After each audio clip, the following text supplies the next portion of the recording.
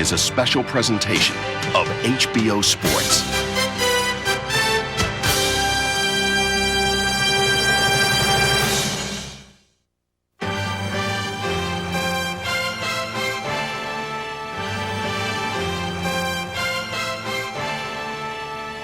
There are few states in America with Ohio's glittering sports heritage. The first professional baseball team was the Cincinnati Reds, organized in 1869. Canton, Ohio was the birthplace of the National Football League in 1920 and is the site of the Pro Football Hall of Fame. Ohio boasts the only major league pitcher to hurl back-to-back no-hitters and the only collegiate to win the Heisman Trophy in successive years. Who will ever forget the night Buster Douglas of Columbus KO'd the seemingly invincible Mike Tyson to win the heavyweight crown? And Ohio even gave America its first hot dog, long a staple at sporting events. Hello, I'm Len Dawson, your host for Great Moments in Ohio Sports. For the next 40 minutes or so, we'll relive some of the wonderful moments that helped contribute to that long sports heritage. As a native of Alliance, I know firsthand what a great state Ohio is when it comes to sports. At the end of the program, you can match wits with Ohio's sports writers and broadcasters who have chosen the 10 greatest moments in Ohio sports history. Let's begin with the Roaring Twenties. They began with the granting of voting rights for women and ended with Black Tuesday, the most disastrous collapse in Wall Street history. On August 16, 1920, Cleveland shortstop Ray Chapman was struck in the head by a pitch from Carl Mays in New York. He died the next day. It was the only death in Major League Baseball history. The Indians shook off that traumatic adversity and won the pennant by 2 games over the White Sox. Cleveland, led by player-manager Tris Speaker, split the first 4 games of the World Series with Brooklyn. Then, in the first inning of Game 5, the Tribe's Elmer Smith whacked the first grand slam in series history. In the 4th, Jim Bagby drilled a 3-run homer, the first round tripper by a pitcher in the Fall Classic. And finally, in the 5th, Cleveland's second baseman Bill Wamsgans made the only unassisted triple play in World Series history. The Indians would go on to win their first World Championship. In Columbus, in the early fall of 1920, Ohio State's diehard fans pondered the future of the Buckeyes without Charles Chick Harley, who almost single-handedly turned State from a drab also-ran in the Big Ten into a national powerhouse. Even without Harley, the 1920 Buckeyes, coached by John Wills, were perfect during the regular season, thanks to a last-second touchdown that gave them a 7-0 victory over Illinois in the final game of the season. Winning the Big Ten championship earned the Bucs their first date in the Rose Bowl, but they wound up being thrashed by California 28-0. One thing was certain in the wake of the Harley years and Wills' success as Buckeyes coach. They had outgrown rickety old Ohio Field, which held a maximum standing room crowd of just over 16,000. But in 1922, Ohio Stadium, with 66,000 seats, was dedicated on the banks of the Olentangy River. The cost, $1.5 million. The 1930s began with America in a deep depression and the promise of a New Deal by President Franklin D. Roosevelt. When the decade ended, Nazi Germany's forces were marching across Europe, and a Gallup poll indicated that 58% of Americans believed that the U.S. would be drawn into the war. There were only 2 big-time amateur football teams in Ohio during the mid and late 1930s. One, of course, was Ohio State. The other was Massillon High School, located in Stark County, the cradle of pro football. In 1932, a former Massillon High quarterback named Paul Brown, 2 years out of Miami University in Oxford, returned home to coach the Tigers, who had been down on their luck. Over a 60-game span covering 6 years, Massillon lost only once. During that time, they averaged nearly 40 points a game and gave up just under 3. With a record like that, Brown had been approached about a number of college coaching positions, but there was only one job he wanted: Ohio State. While Brown made headlines in football, the 22-year-old son of an Alabama sharecropper and the grandson of slaves was about to put an indelible mark on Ohio and world sports history.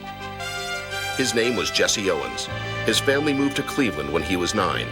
Owens ran his first race at age 13 and soon became a nationally known sprinter at East Technical High School.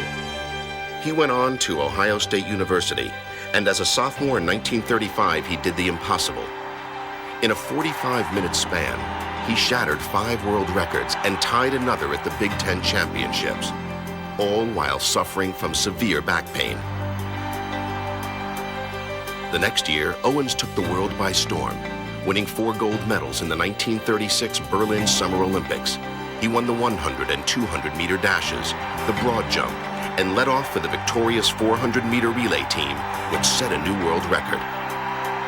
German dictator Adolf Hitler, who had wanted the Berlin Games to be a showcase for the Nazi myth of white Aryan supremacy, refused to congratulate any of the black American winners, including Owens. 1936 also marked the arrival of Bob Feller, the flame-throwing Iowa farm boy. That year, he tied the modern Major League single-game strikeout record with 16, then broke it a week later, fanning 17. 2 years later, he did it again, whipping 18 Detroit Tigers on the way to topping the majors with 240. On June 11, 1938, Reds rookie Johnny Vandermeer pitched a no-hit, no-run game against the Boston Braves in Cincinnati. 4 days later, in the first-ever night game at Ebbets Field in Brooklyn, Vandermeer duplicated the feat with a second straight no-hitter. No pitcher before or since has pitched back-to-back no-hitters. The following year, 1939, the Reds won the National League pennant, their first in 20 years. They faced the New York Yankees, led by Joe DiMaggio, but were no match for the Bronx Bombers, who swept the series in 4 straight. The 1940s, a decade of war and peace. Roosevelt was elected to an unprecedented 3rd and 4th term. The Japanese bombed Pearl Harbor, and the U.S. was at war on 2 fronts. With victory finally secured, FDR dead, and Harry Truman in command, the Iron Curtain descended on Eastern Europe. Opening day, 1940. Bob Feller on the mound in Chicago, and he did what no other pitcher had ever done, toss a no-hitter in the opener. It was the first of Feller's 3 no-hitters. Meanwhile, at the other end of the state, the Cincinnati Reds won their 2nd straight pennant. In the World Series, the Tigers and Reds split the first 4 games. But in Game 5, Hank Greenberg's home run and 4 RBIs sparked the Tigers to an 8-0 win, and the Reds had their backs to the wall. But in Game 6, Bucky Walters pitched a 5-hit shutout to knot the series. Finally, in Game 7 at Crosley Field, the Reds scored twice in the 7th to squeeze out a 2-1 victory and their first World Series title in more than 2 decades. The following summer, Joltin' Joe DiMaggio came to Cleveland in mid-July with the hottest bat in baseball history. On July 16th, he hit safely in his 56th straight game. The next day, DiMaggio tried for number 57 with Al Smith on the mound. On his first trip to the plate, he smashed the ball down the third base line, but Ken Keltner robbed him of a sure hit with a backhand stab and perfect throw. Keltner robbed him again in the 7th with a similar play. In the 8th inning with the bases loaded, DiMaggio laced a sharp grounder to Lou Boudreau at short, who handled a wicket hop and started a streak-ending double play. Indians ace Bob Feller posted a 25-12 record in 1941. Then, like many other major leaguers, he turned in his baseball uniform for the military variety. He would miss 4 full seasons. 32-year-old Paul Brown finally got his wish in 1941 when Ohio State made him head coach. He led the Bucks to a record of 6 wins, a loss, and a tie, that being a 20-20 deadlock with Michigan. In 1942, Ohio State won 9 of 10 games, including a 21-7 pounding of Michigan, capturing the Big Ten title and its first national championship. People around Ohio began talking about a dynasty, but there was a war to be won. The following fall, the draft and various Army regulations hit Ohio State like a bomb and depleted its ranks. Brown even said he'd consider the season a success if he could field a team. He did, but it finished 3-6, and Paul Brown went off to war himself as head coach of the Great Lakes Naval Training Center team. No one knew it at the time, but the all-too-short Paul Brown era at Ohio State was over. Backfield coach Carol Widows, a Brown assistant at Massillon, was named acting coach, and his team produced Ohio State's first unbeaten, untied team since the Chick Harley days of 1916. back Les Horvath, a dental school student and star of the 1942 national championship team, led the Buckeyes to a 9-0 record. An unofficial civilian national championship in the Big Ten crown. The Associated Press awarded Army the national title. Horvath played quarterback in the T formation, tailback in the single wing, and was a star in the defensive secondary.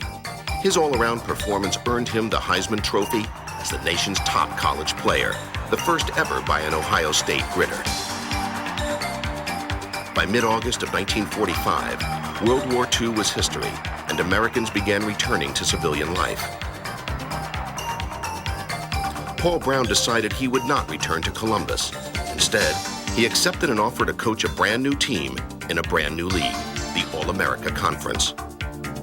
At the time Brown signed a 5-year contract in 1944, no one knew when the war would end or the league would start play.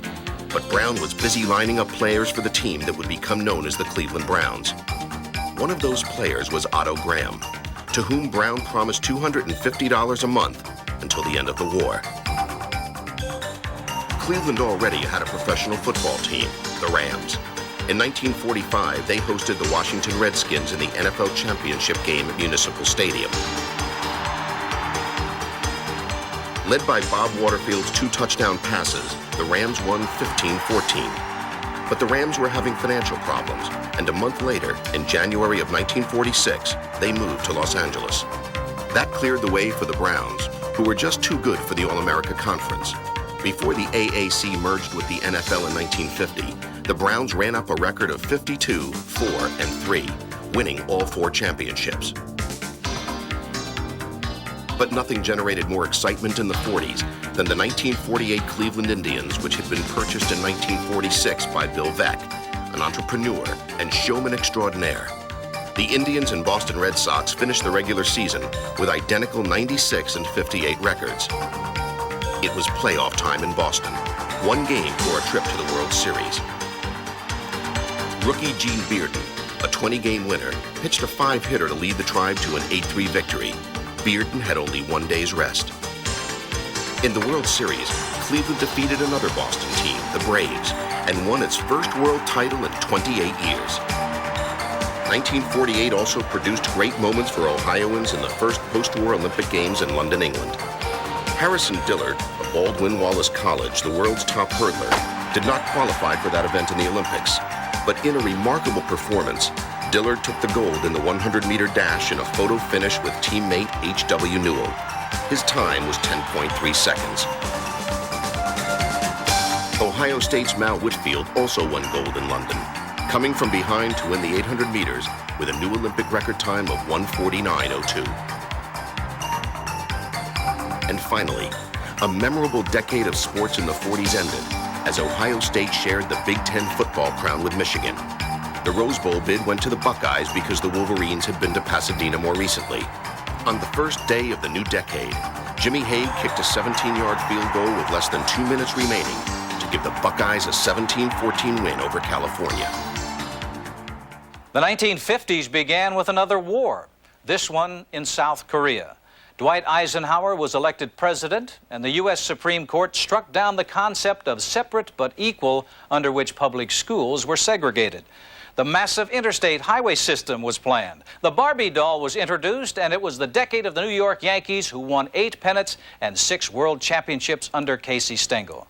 The merger of the All-America Football Conference and the National Football League was more like a surrender. Only 3 teams from the AAC, Cleveland, Baltimore, and San Francisco, went into the NFL. In 1950, the Browns and New York Giants tied for the Eastern Division Championship with 10-2 records. But Cleveland won a playoff game, putting the Browns into the championship game in their first season.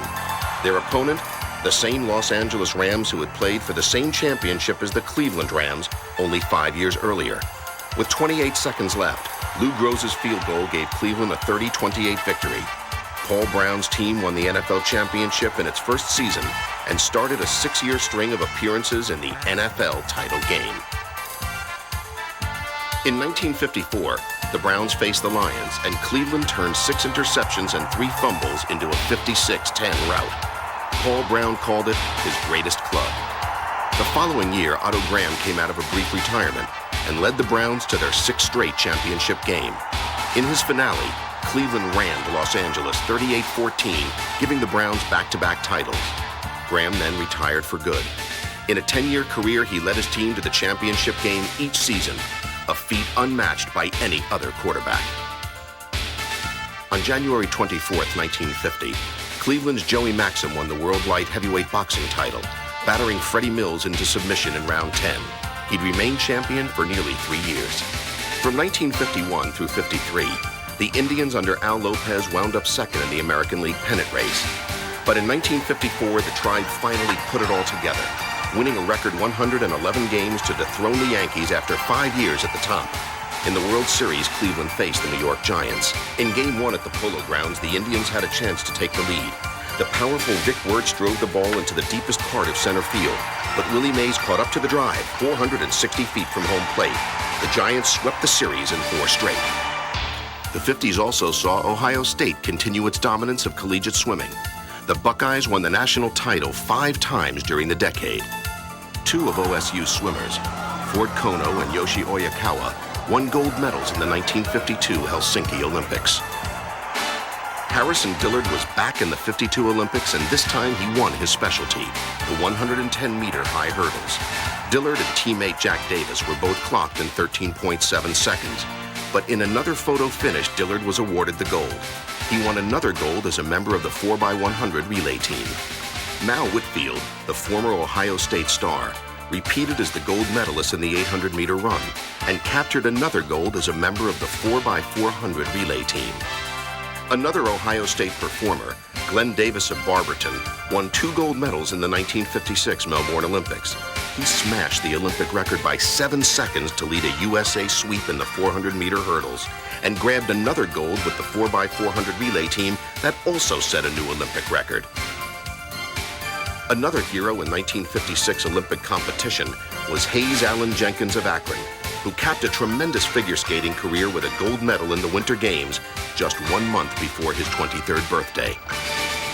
No Ohioan had more impact on the world of sports than Tony Trabert of Cincinnati. After winning the 1951 NCAA singles title as a 20-year-old, he went on to dominate men's tennis. Trabert won 5 Grand Slam titles between 1953 and 55, was a member of 4 Davis Cup teams, and was number 1 in the world in 1953 and 1955. Back in Columbus, one of the toughest jobs in college football went to Wayne Woodrow Hayes, who had been head coach at his alma mater Denison for 3 years and Miami University in Oxford for 2. But in 1951, he hit the big time. Hayes was a taskmaster with a penchant for military precision. One of the players who did not benefit from Woody's system was Vic Janowitz of Elyria, the 1950 Heisman Trophy winner. Under Hayes, Janowitz didn't make first-team All-American in 1951 as a senior. There was a big change in college football in 1954. The rule makers mandated that the game revert back to single platoon football, which meant the players had to go both ways. With hometown boy Howard Hopalong Cassidy at halfback, the Buckeyes rolled over 9 straight regular season opponents to win the Big Ten title and their 3rd trip to the Rose Bowl. Cassidy, one of the greatest breakaway runners in Ohio history, scored 6 touchdowns, averaged 6 yards a carry, led the team in receiving, and intercepted 3 passes to earn consensus All-American honors. In the 1955 Rose Bowl, Cassidy and the Buckeyes dominated the USC Trojans 20-7. Their 10th straight victory clinched Ohio State's 2nd national championship. The following season, Cassidy had another brilliant year in which he played more than 53 minutes a game, averaged nearly 6 yards a carry, and scored 14 touchdowns.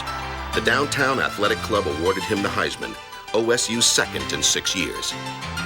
In 1956, Hayes' Buckeyes set a new Big Ten record for consecutive wins when they picked up number 16 and 17, but Iowa beat Ohio State for the conference title.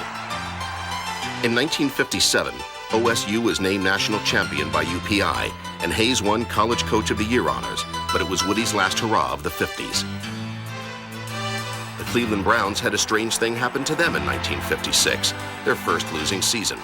But the downturn didn't last long thanks to a big, young fullback from Syracuse University named James Nathaniel Brown.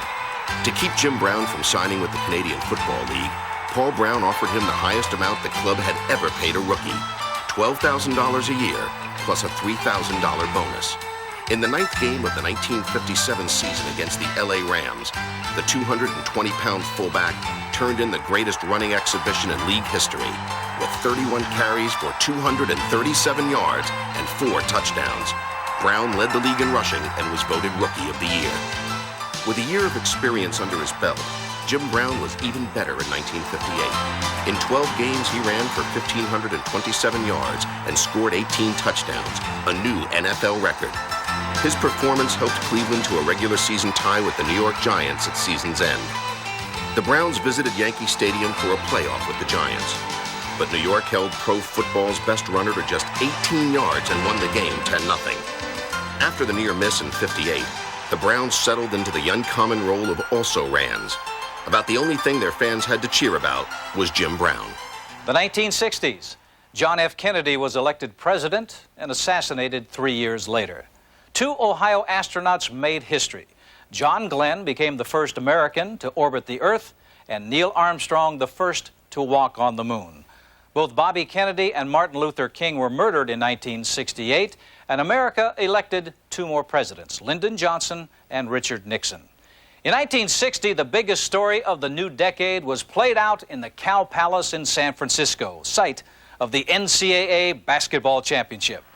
The final matchup featured defending national champion California against Ohio State's Young Bucks. The Bears were favored, but the Buckeyes scored the most lopsided victory in the 21-year history of the NCAA Finals, 75-55. The next season, Cincinnati's Bearcats won a date in the finals with the 27-0 Buckeyes. Since he brought a 21-game winning streak into the title game, tied at 61 in regulation, the game went into overtime. Tom Thacker, Cincinnati's Giants center, hit 2 foul shots early in the OT, putting his team ahead for good. The Bearcats won 70-65. The 1962 final at Freedom Hall in Louisville matched the same 2 Buckeye State rivals. Ohio State was ranked #1 by both wire services, but Cincinnati, which had lost only 14 games in 5 years, forced the Buckeyes to play their slowdown game. Paul Hogue scored 22, while Thacker netted 21 to cement a 71-59 Bearcat victory. In the summer of 1960, sprinter Wilma Rudolph of Cleveland was one of the stars of the Olympic Games in Rome, winning the 100 and 200-meter events. She captured a 3rd gold as a member of the 4x100-meter relay team. Another standout team was the 1960 Ohio University 11. They were a perfect 10-0 and won the National Small College Championship. 2 battery mates at Kent State University went on to fame as major leaguers. Pitcher Steve Stone captured the Cy Young Award as a member of the 1980 Baltimore Orioles. Thurman Munson became captain of the New York Yankees and an all-star catcher, only to die in a plane crash at the height of his career. The Dayton Flyers had a great decade on the basketball floor, winning the 1962 National Invitational Tournament and emerging as a potent force in the late 60s. After several NCAA appearances, the Flyers won the NIT again in 1968. In 1962, a 22-year-old, Jack Nicklaus, stunned the world of golf by winning the U.S. Open. It was the start of an amazing decade of play in which the son of a Columbus drugstore operator would win a total of 7 major titles, and the best was yet to come. After a 21-year lapse, the Cincinnati Reds were back in the World Series in 1961.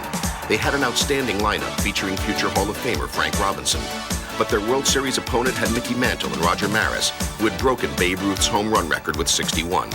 Mantle only played in 2 games, but it didn't matter. The Yankees won the series in 5 games. That same year, an Ohio-bred colt named Carryback went to the post in the Kentucky Derby, even though he was not a blue blood among the thoroughbreds. With Johnny Sellers in the saddle, Carryback was 4th going into the stretch, but flew by 3 colts to win by 3/4 of a length. Carryback also won the Preakness, but his Triple Crown run came to an end in the Belmont Stakes. Popular brown colt retired in 1963 as one of racing's all-time great money winners. Woody Hayes and the Buckeyes football team returned to prominence in 1961. After an opening game tie with Texas Christian, they sprinted to 8 wins in a row and a Big Ten title. The Football Writers Association named them national champions. But in a very controversial move, the University Faculty Council voted to decline the Rose Bowl bid, and second-place Minnesota went to Pasadena instead of the Buckeyes. The Browns got a new owner in 1961 when 35-year-old Art Modell, a New York advertising and television executive, bought the franchise for $4 million. For that kind of money, he wanted to be a hands-on owner. But Paul Brown didn't think much of that, nor did he appreciate that Modell had become friendly with a number of the players. Some of those players told Modell that playing for Brown was intolerable. On January 7, 1963, Modell summoned Brown to his office at the stadium and fired him with 6 years left on his contract. Brown's longtime aide, Blanton Collier, was named head coach. With 2 games left in the '63 season, the Browns were tied with New York for the Eastern Conference lead, but Cleveland faded and the title went to the Giants. With few exceptions, the group Collier took to camp in 1964 was the same as the one that had folded in '63. Cleveland led by a game and a half with 2 remaining, and things looked good when they faced the Cardinals, winners of 4 straight. But St. Louis won, cutting the Browns' lead to a half game and sending the race down to the last weekend. On Saturday, December 14, 1964, the Browns turned in one of their all-time clutch performances against New York. That day, Cleveland quarterback Frank Ryan arrived as a big-time field general, completing 12 of 13 passes for 4 touchdowns. The Browns won 52-20, setting the stage for a championship battle against the powerful Baltimore Colts. The Browns were given little chance against the 12-2 Colts, but it turned out to be Cleveland's day. In one of the major upsets in NFL history, the Browns not only beat the Colts, they shut them out 27-0. It was the last time the Cleveland Browns were on top of the football world. Jim Brown retired after the next season, leaving behind a pile of records: 12,312 yards rushing, 7 seasons with 1,000 or more rushing yards, 106 touchdowns on the ground, and 58 games at 100 or more yards. He was inducted into the Hall of Fame in 1971. As for Paul Brown, he may have been down, but he wasn't out. In 1968, the legend returned to pro football with a new team and a new city, the Cincinnati Bengals. In 1970, Cincinnati lost 6 of its first 7 games, then won 7 in a row to win the AFC Central crown in just their 3rd season.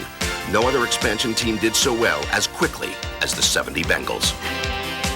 After winning the Big Ten in 1961, Ohio State slipped into a 6-year span of being an also-ran. But would he turn things around? And a perfect 10-0 record and national title in 1968 erased the bad memories. The Rose Bowl was a classic matchup between the 9-0 Buckeyes and the 9-0-1 Southern Cal Trojans, led by O.J. Simpson. It was number 2 against number 1. In the 3rd quarter, a 25-yard field goal by Jim Roman broke the deadlock, and a Rex Kern pass to Leo Hayden made it 20-10 Buckeyes. Woody and company cruised to the 27-16 victory. The 1970s. At the beginning, America's population topped 203 million, and 4 unarmed students were killed by National Guardsmen at Kent State University. Before the 70s ended, the war in Vietnam was over. President Nixon resigned in the aftermath of Watergate. Elvis Presley was dead, and the Iranians were holding 52 American hostages. In Ohio sports, the decade belonged to the Cincinnati Reds, the Ohio State Buckeyes, the University of Toledo, and Moeller High. While the Browns and Indians were buried in mediocrity, the Golden Bear kept roaring. Jack Nicklaus continued to rewrite golf history, adding the 1972 and 75 Masters, the 1972 U.S. Open, 3 PGA and 2 British Open titles to the 7 major professional championships he had won in the 60s. Early in the decade, the Toledo Rockets authored the 2nd longest win streak in modern college football history, 35 straight, second only to Oklahoma's 47 between 1953 and 57. After Toledo, Miami was the next powerhouse from the Mid-American Conference. In a span covering the 1973, 74, and 75 seasons, the Redskins from Oxford won 32, lost 1, and tied 1. In 3 straight Tangerine Bowl appearances, they defeated Florida, Georgia, and South Carolina. You knew Ohio State's Archie Griffin was something special when in the 2nd game of the 1972 season, the 5'10", 185-pound freshman tailback played only 17 minutes, but rolled up 239 yards rushing to smash the Buckeyes' single-game mark. OSU lost only once during Griffin's freshman season, but were buried 42-17 by Southern Cal in the Rose Bowl game.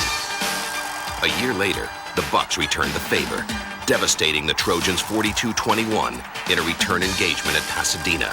Griffin rolled up 149 yards for his 11th straight game over 100.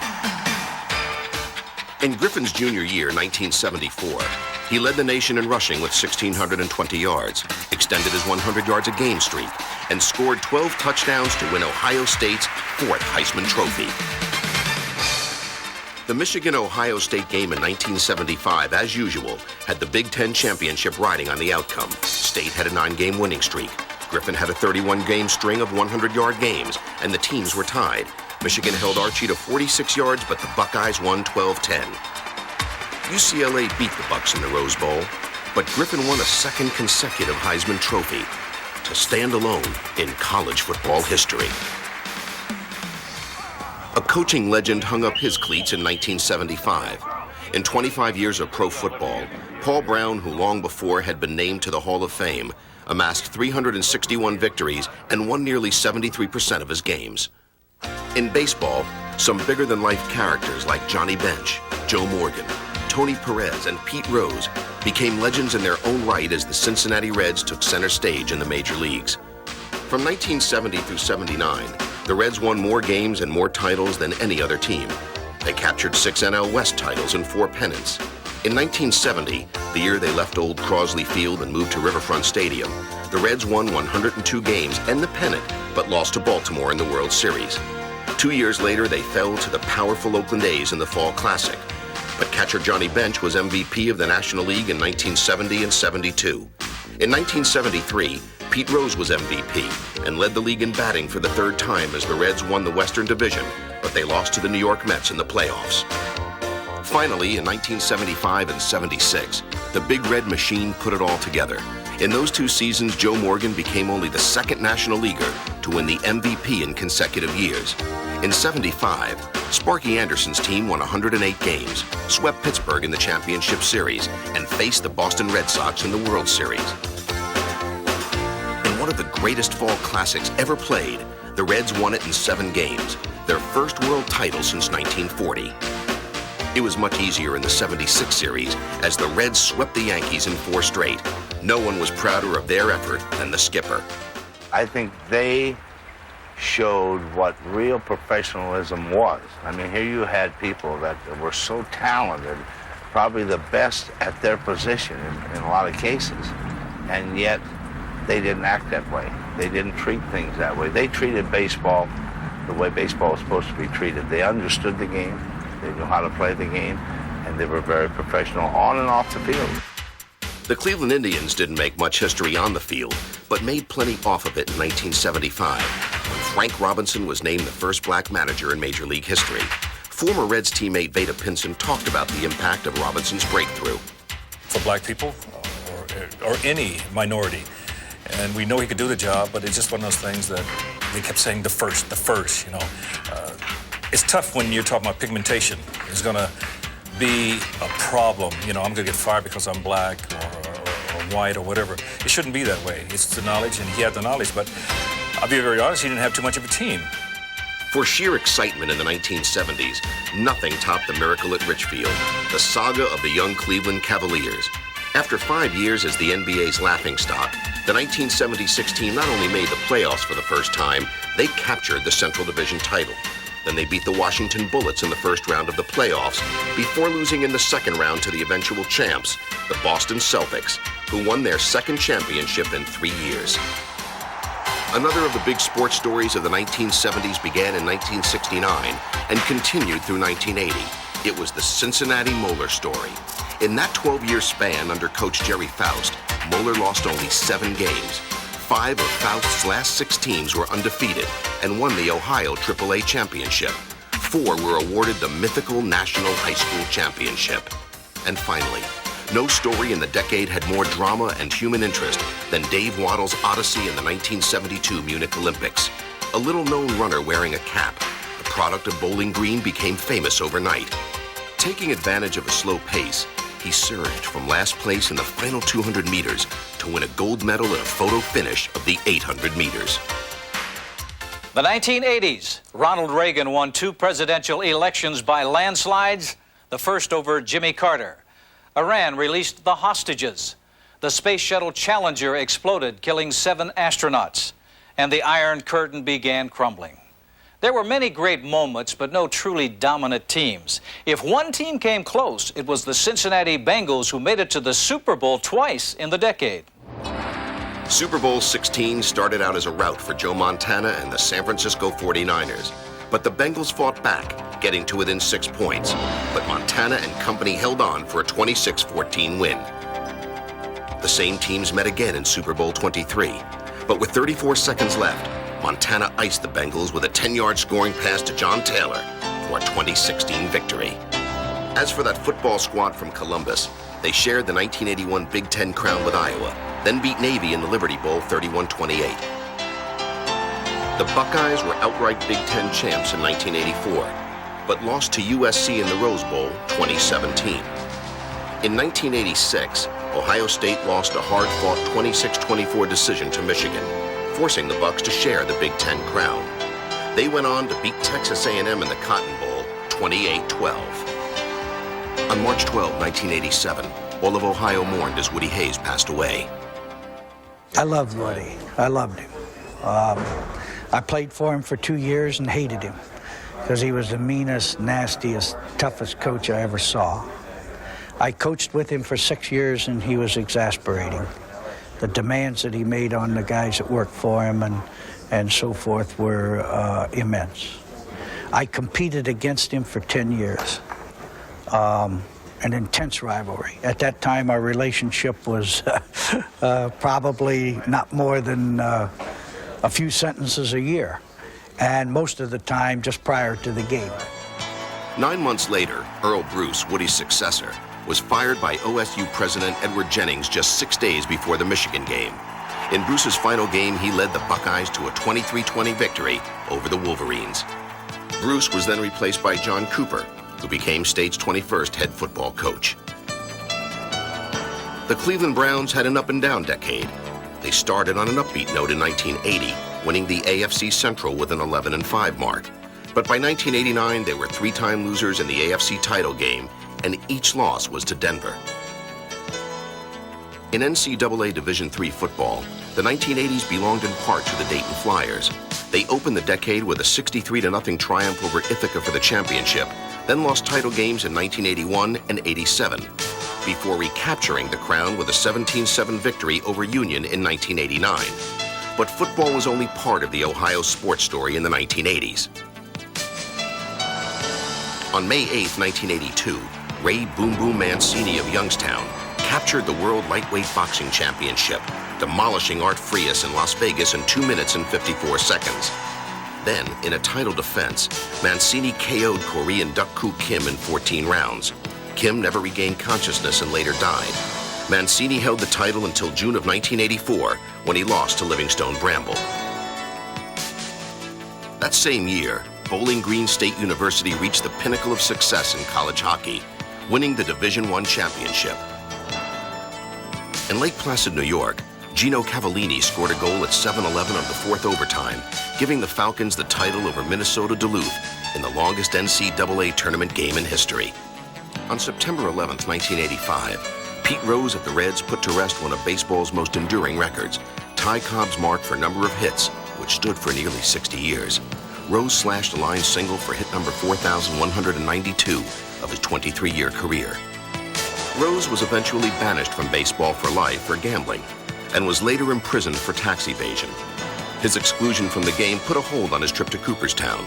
Sparky Anderson, Rose's manager for years, talked about Rose the player. Everything was an obsession with me. To get 200 hits was an obsession. To score 100 runs was an obsession. Hit 300 was an obsession. I loved it. People used to say, he's selfish. He goes for himself. I said, you give me 25 people as selfish as Pete Rose, and I'll give you the greatest baseball teams you've ever seen. You must be selfish as a player. You must have goals and goals that you want to reach. To reach those goals, you must drive yourself. And everything Pete earned, he drove himself.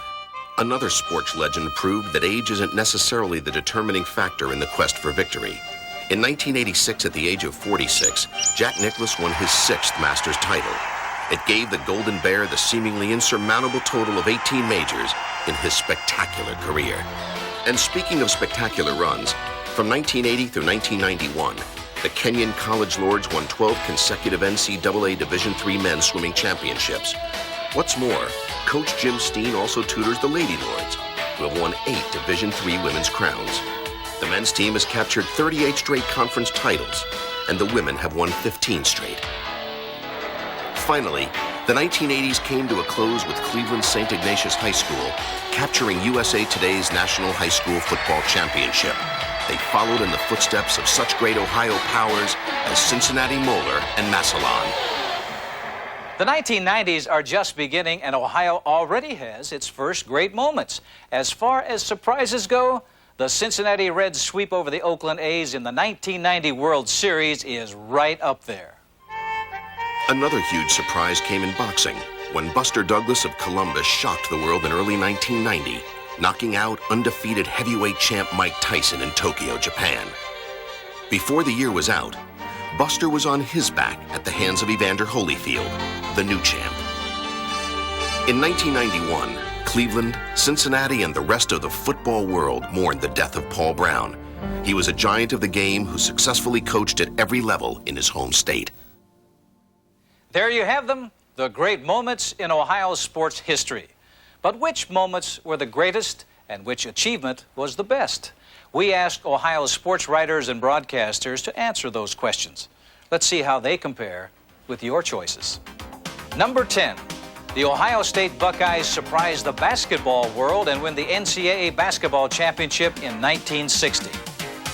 Number 9, the Woody Hayes era at Ohio State, including the 1954 and 1968 national championship teams. Number 8, the Big Red Machine sweeps the Yankees in the 1976 World Series for the Reds' 2nd straight World Championship. Number 7, the Cleveland Browns, coached by Paul Brown, win the NFL title in their first year in the league, defeating the Los Angeles Rams in 1950. Number 6, Johnny Vandermeer pitches back-to-back no-hitters against the Boston Braves and the Brooklyn Dodgers in 1938. Number 5, Jack Nicklaus captures his 6th Masters title at age 46, bringing his all-time record number of major titles to 18. Number 4, the underdog Reds score another 4-game sweep, this one against the Oakland A's in the 1990 World Series. Number 3, Archie Griffin becomes the first collegiate to rush for 5,000 yards and win back-to-back Heisman trophies. Number 2, Pete Rose breaks Ty Cobb's Major League hit record in 1985. And finally, number 1, Jesse Owens of Cleveland electrifies the world by winning 4 gold medals in the 1936 Olympics in Berlin. Jesse Owens, in a class by himself. We hope you enjoyed great moments in Ohio sports. I'm Len Dawson.